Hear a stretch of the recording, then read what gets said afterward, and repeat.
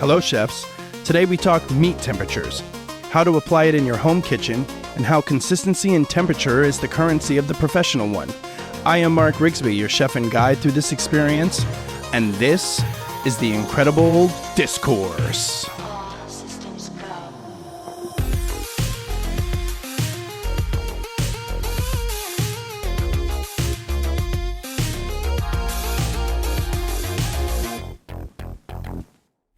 Before we get started, last episode I got a comment about the theme music for the show and how it wastes all of 20 seconds of the listener's time.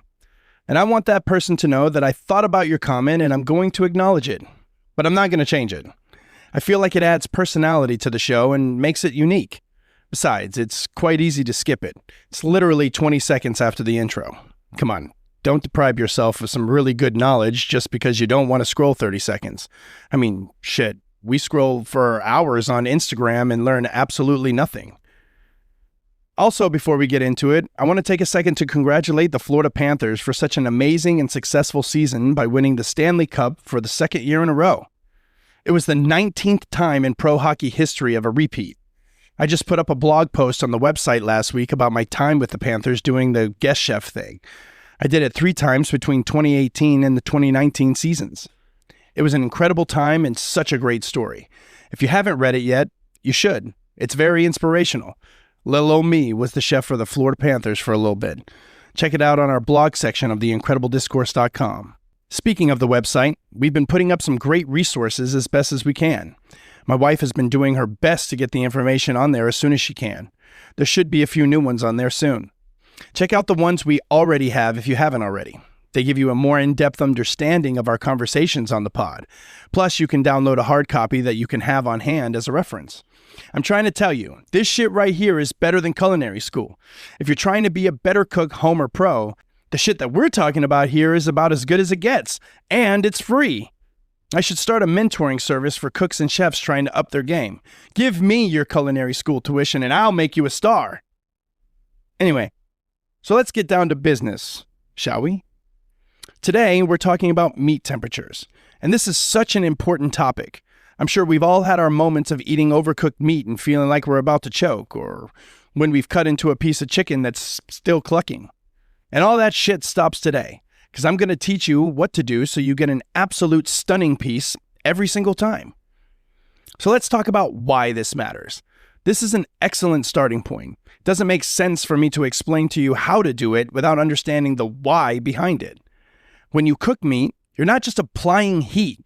You're transforming structure, unlocking flavor, and safeguarding your plate from potential hazards. That's why temperature isn't just a number. It's the science behind great cooking. Safety is probably the single most important why when we talk about meat temperatures. Every type of meat has a minimum safe internal temperature to kill harmful pathogens like Salmonella or E. coli or Listeria. Chicken, for example, needs to hit 165 degrees to destroy these bacteria instantly. Ground beef needs to reach 160 because the surface bacteria gets mixed in throughout the grinding process. Undercooked meat can lead to foodborne illness, especially for children, pregnant, or immunocompromised individuals. This is the non-negotiable side of meat temps. If you've ever been infected with any of these illnesses, you already know they ain't pretty and they're difficult to get through. Salmonella can cause severe gastrointestinal illness. In young children, the elderly, and the immunocompromised people, it can lead to sepsis or organ failure if it spreads beyond the intestines. E. coli is infamous for causing hemolytic uremic syndrome, a potentially deadly complication that can lead to kidney failure. Listeria is extremely dangerous for pregnant women, the elderly, and those with weakened immune systems. It can lead to meningitis and death if it spreads to the bloodstream or the brain. Now, I told you that to kind of scare you a little bit, not to keep you from eating meat, but to express the importance of meat temperatures. In a home scenario, you're talking about loved ones being very sick and having to deal with hospitals, doctors, and medicines. In the professional setting, you're talking about serious lawsuits and repercussions just for not being careful when you're cooking the meat. And now we get to the juicy part, quite literally. Temperature changes the physical structure of muscle protein. So at a lower temperature, proteins are still soft and juicy. Think rare steak, tender and pink. At medium temps, protein begins to firm up, juices redistribute, and texture becomes more toothsome. With high temps like well done, most moisture has escaped. This is why overcooked chicken and pork gets dry and stringy. It's literally been squeezed dry on a molecular level. Understanding these thresholds helps you to avoid that dreaded dry chicken breast or rubbery steak. Temperature control is texture control. Flavor is probably the most obvious reason why you should control your meat temperature.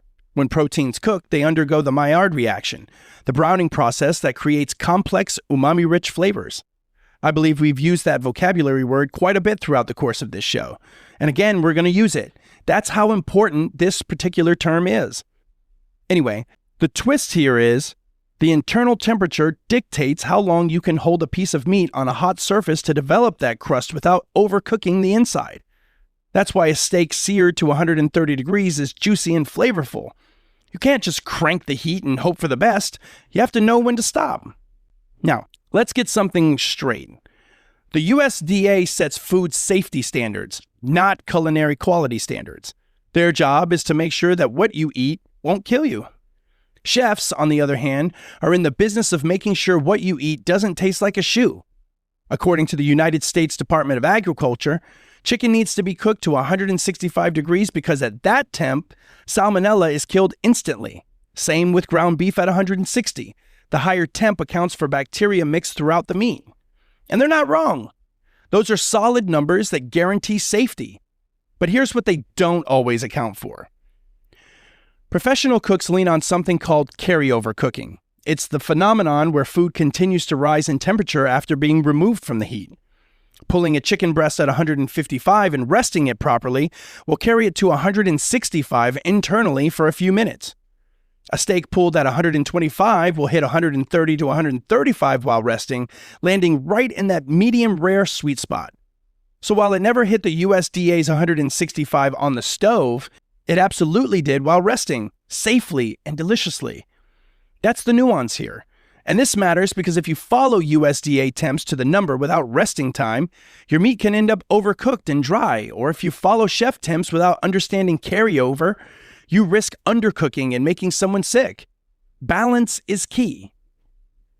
In a restaurant kitchen, you train your cooks to pull early and trust the rest. At home, if you're not confident about carryover, it's okay to aim for the higher side. Just don't overdo it. Here's a rookie mistake even experienced home cooks make. You sear a steak, get that beautiful caramelized crust, and assume, yep, it's done.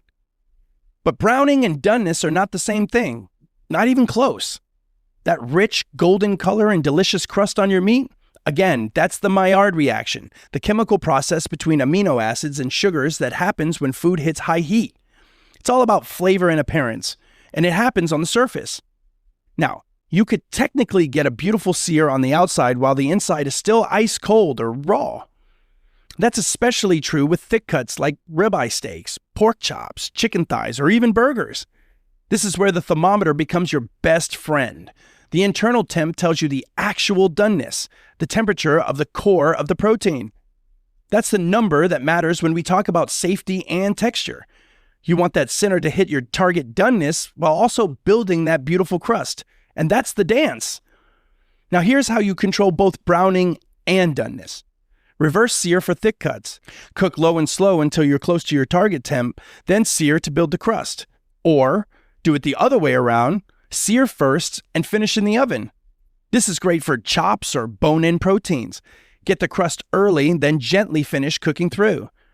And use a thermometer early and often. Don't trust your eyes. Trust the science. Ever pulled a burger that looked done, browned on both sides, but bit into it to find it raw in the center? That's the danger of relying on visual cues alone. The outside could be 400 degrees while the inside could be 90.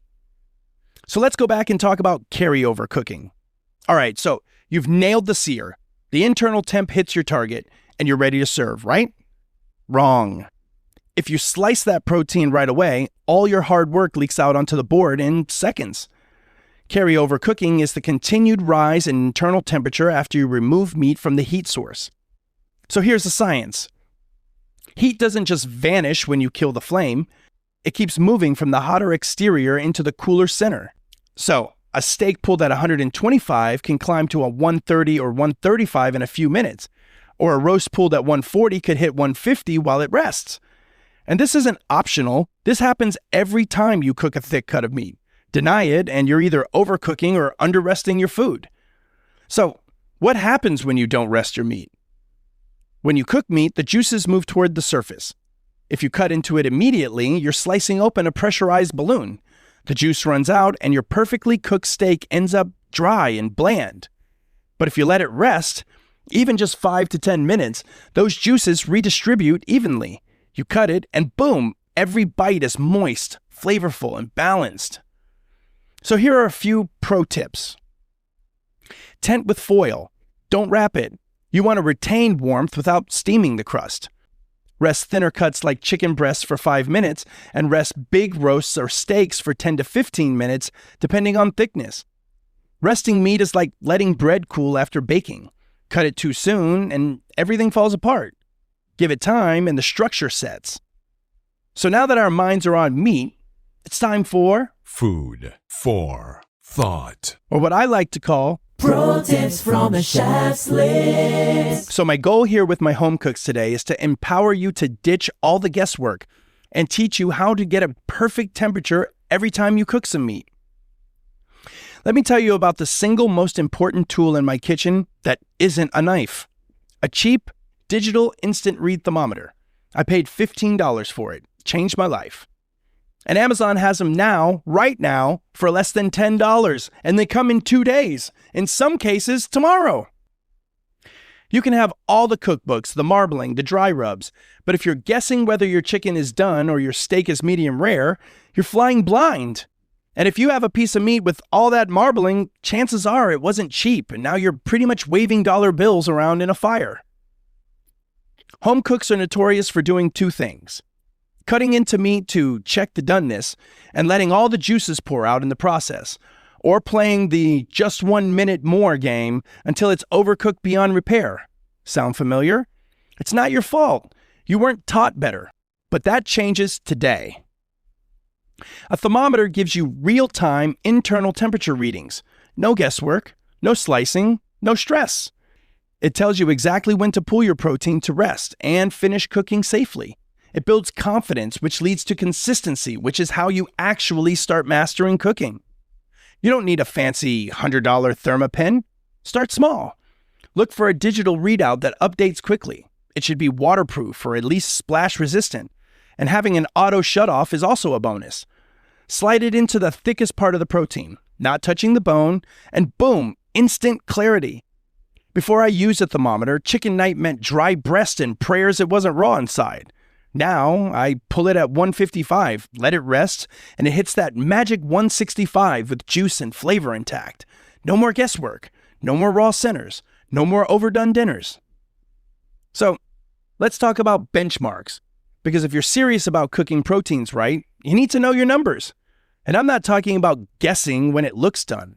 I mean actual, repeatable temperatures that take the stress and the guesswork off your plate. And these aren't random. They're based on years of trial, error, and professional experience. Think of them like GPS coordinates for flavor and texture. For chicken breast, your target is between 160 and 165. Now, 165 is the USDA safe zone. That's the temperature that kills Salmonella on contact, right? But here's the thing. By the time you hit that number in the pan, you're usually drying that bird out. So, what do I recommend? Pull it at around 155 to 158 and let it rest. It'll coast right up to 165 while staying juicy and tender. And you're still safe. And the texture? Night and day difference. Now, pork loin. This one changed everything for home cooks when the USDA updated their guidelines. No more hammering pork to 180 degrees. The safe temp is 145 with a 3-minute rest. That gives you slightly pink, super tender, full-flavored pork, not that gray, leathery stuff we all grew up with. I personally pull mine out at 140, tented, and let it finish on its own. Slice it after the rest and watch people rethink everything they thought they knew about pork. And then there's steak, the one we all argue about. Rare is 120, medium rare is 125, medium is 135, and so on. You pull a ribeye at 125, let it rest 5 minutes, and boom, you've got medium rare perfection. Forget color, forget cutting into it to check. Use a thermometer and learn to trust the process. You'll start getting steakhouse level results at home every time. These numbers are your roadmap. Memorize them, live by them, and your proteins will start tasting like you actually meant it. Now, let's talk about how to actually temp your meat, because just owning a thermometer doesn't mean you're using it right. And if you've ever stuck one into the wrong spot and thought your steak was done, only to slice into a cold center, you know exactly what I mean. And here's the deal. You always want to place the thermometer into the thickest part of the meat, away from any bones or pockets of fat. Why? Because those areas heat up faster and can give you a false read. The center is what matters. This is your true internal temp. And don't jab at it like you're hunting something. Insert it slowly and watch the numbers. When they stop rising, that's your read. Now, I know some of y'all love the old school touch test, pressing the meat and comparing it to the feel of your hand. And look, I respect the technique, and in a fast-paced kitchen, it can get you in the ballpark. But for home cooks, I wouldn't rely on it. Touch is subjective. Your calloused hand isn't calibrated, and you're not cooking by feel. You're cooking by fact. So yeah, touch test might be okay once you've got a little bit of experience, but it should never replace a thermometer. So let's talk about gear. There are a couple of different types of thermometers worth knowing about. First is your classic instant read digital thermometer. Fast, cheap, reliable. You use it when you're getting close to your target temp and want a quick check. Then there's the oven probe thermometer, which you insert before cooking and monitor as the meat heats. Some even have alarms that go off when your set temp is met. Perfect for big roasts or turkey, where opening the oven every 5 minutes is a terrible idea. Remember my story a couple of episodes ago about when I first started cooking my Thanksgiving Day turkeys? Thermometer changed my whole life. It's a game changer, for real. Now, finally, calibrate your thermometer. It's easy. Boil water and your thermometer should read 212. In ice water, it should read 32. And if it doesn't, you either need to adjust it, replace the battery, or get a new one. An inaccurate thermometer is worse than no thermometer at all because it gives you false confidence. Look, at the end, temping meat is a skill, but it's also science. Once you learn how to use the right tool the right way, you'll stop stressing about dry chicken and undercooked pork. You'll start nailing it every single time. All right, so let's bring it home. If you're a home cook listening to this, the biggest takeaway is this. Stop guessing. Internal temperature is not a flex. It's a foundation. It's the one thing separating overcooked regret from juicy, flavorful success. You don't need fancy tools, and you don't need years on the line. You just need a thermometer, a few key numbers, and the discipline to let your meat rest instead of panic slicing into it while it's screaming hot. Do that, and your kitchen game levels up. Fast! Because when you know the temperature, you own the result. You control the outcome. Stop reacting and start cooking with intention. Now, if you're working in a professional kitchen, you already know the stakes are different. It's not just about getting it right once. It's about getting it right 100 times a night, with 3 minutes on the ticket and a full board behind you. Let's shift gears and talk about meat temperature from the perspective of professional cooks and chefs, where consistency is currency and the margin for error is razor thin.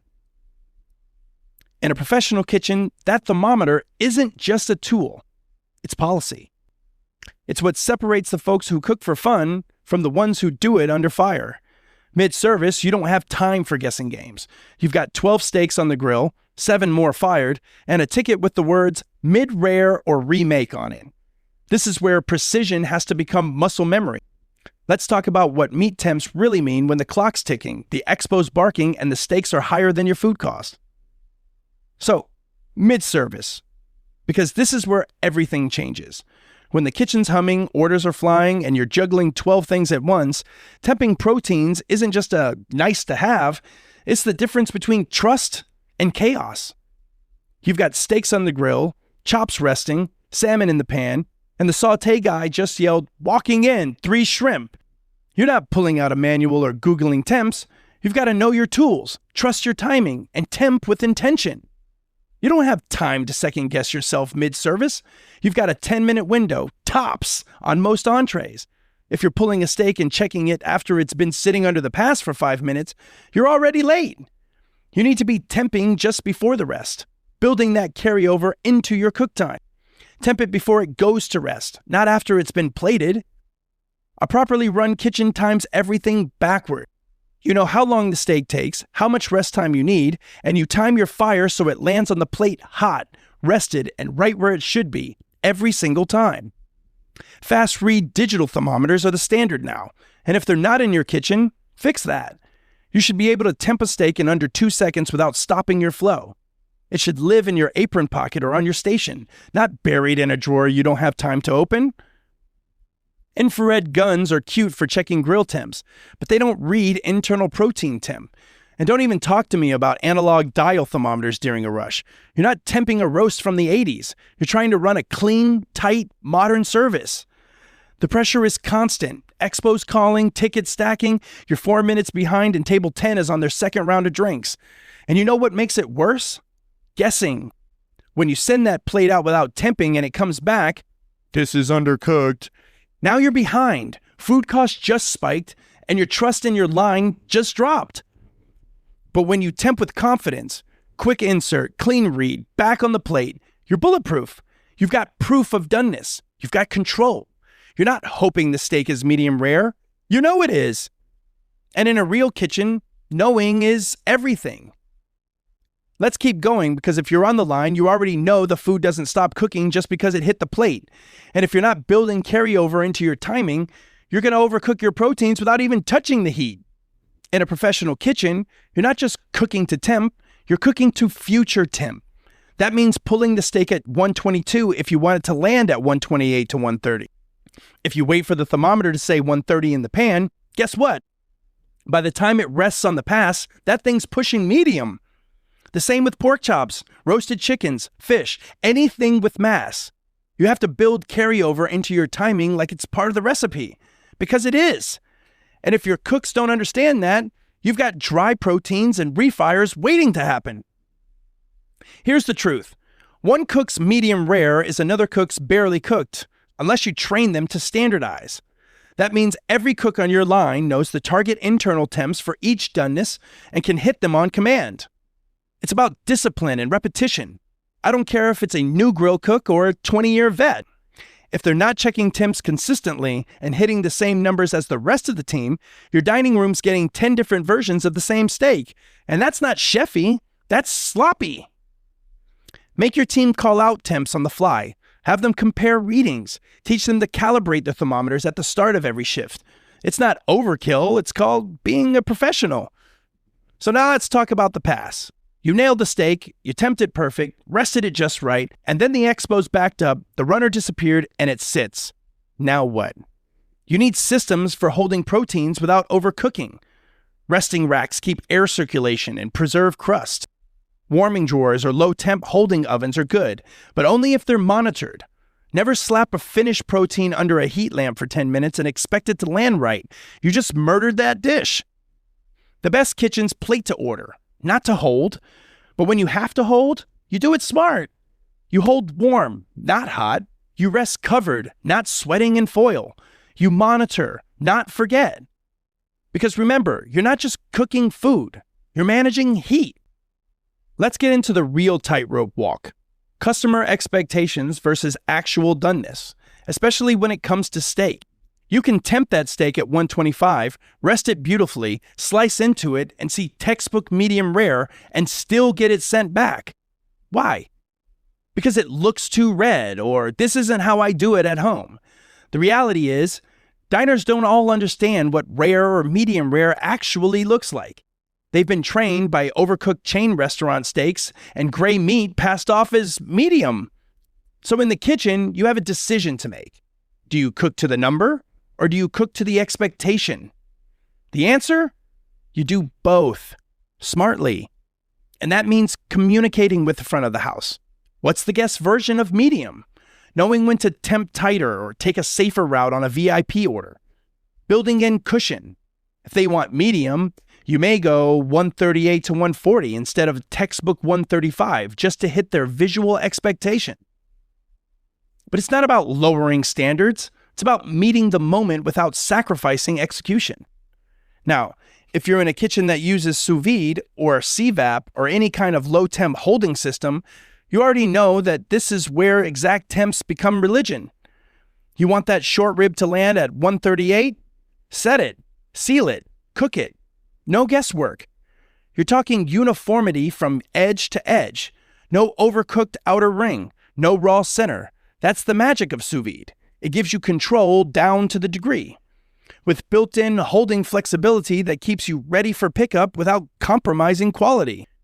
But it also means you better know your numbers.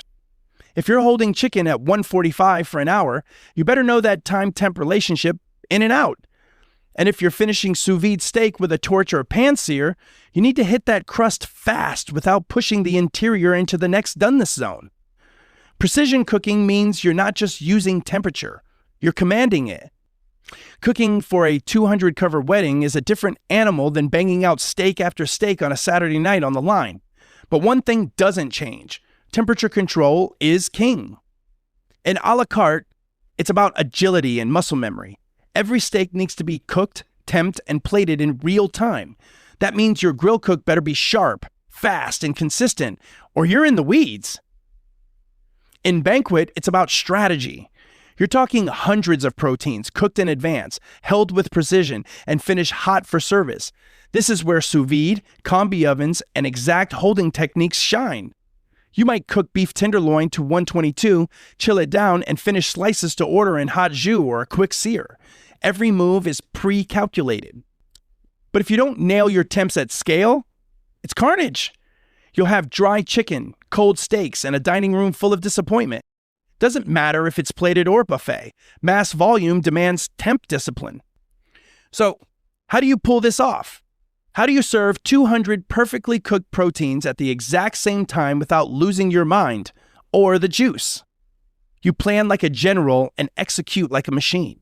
Banquet cooking is about systems, not instincts. It's not flashy, it's not sexy, but it's what separates the professionals from the ones who fold under volume. Start with your endpoint in mind. If you want that beef tenderloin served medium rare, that means final temp around 130. So your initial cook should land 5 to 8 degrees under, let's say around 122 to 125. Whether you're using sous vide for ultra precision, combi oven with probe control, or good old-fashioned low-temp oven roasting, you're building a cushion for reheat plus rest plus hold. You're not guessing, you're targeting. Once that protein hits your base temp, you stop the cooking process immediately. And that means resting on racks, not trays, because airflow matters. Blast chilling or shallow pan chilling in ice baths, depending on your setup. Proteins should be chilled evenly and safely below 40 if you're holding them for 4 hours or more. Skip this step or do it sloppy, and you're inviting bacterial growth, overcooked texture, and food safety violations. And you ain't got time for that. Now, this is your make or break moment. You don't just throw that meat into a hot box and pray. You finish with intention. Here are a couple of options that you have.